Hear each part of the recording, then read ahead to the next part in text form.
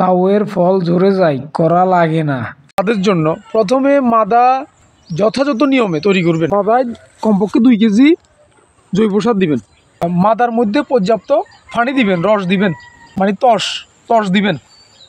তসের অভাবও কিন্তু ঝরে যেতে পারে। দ্বিতীয় কথা হচ্ছে লাউয়ের পরাগায়ন করতে হবে। পরাগায়নটা হচ্ছে কি, পুরুষ ফুল স্ত্রী ফুল লাগাইতে হবে, মিলন করতে হবে। এটা আগে মাছি করতো, মৌমাছি করতো, প্রজাপতি করতো, কিন্তু এখন আমরা যে নির্বিচারে কীটনাশক দিচ্ছি তার কারণে মাছি মৌমাছি এগুলো মরে গেছে, উপকারী পোকা মরে গেছে।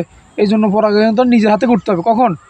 বিকাল 3টা থেকে 5টার মধ্যে পুরুষ ফুল আর স্ত্রী ফুল লাগাইতে হবে। চিনতে হবে পুরুষ ফুল কোনটা। পুরুষ ফুল এইটা হলো পুরুষ ফুল, যেটার নিচে কোনো কি নাই, কোনো গোটা নাই, লাউয়ের ফলন নাই। আর এটা হচ্ছে স্ত্রী ফুল, এটার নিচে কি আছে, লাউ আছে, করা আছে। এখন দুইটা সমবয়সী, একটা বুড়া একটা জোয়ান হলে হবে না। দুইটা সমবয়সী, একই দিন ফুটছে বা একদিন আগে পরে ফুটছে, এরকম একটা পুরুষ ফুল এমনি সাবধানে ছিঁড়বেন। ছিঁড়ে এই পাপড়িগুলো আস্তে সাবধানে ফালাই দিবেন। ভিতরে যে পরাগ রেণু আছে এগুলো যেন ঝরে না যায়, খেয়াল রাখবেন।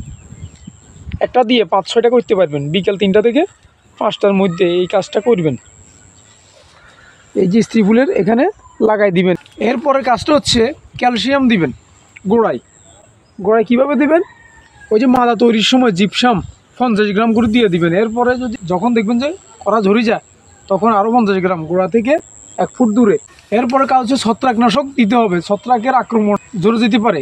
ছত্রাকনাশক হিসেবে ম্যানকোজেব গ্রুপের ইজেব, ইন্ডোফিল, ডাইথেনিয়াম 45 যে কোনো একটা স্প্রে করে দিবেন 2 গ্রাম প্রতি লিটার পানিতে।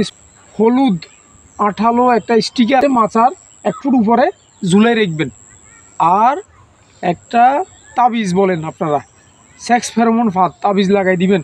হ্যাঁ, তাহলে কি করবে, পুরুষ পোকা যায় ওই বাক্সের মধ্যে পড়বে।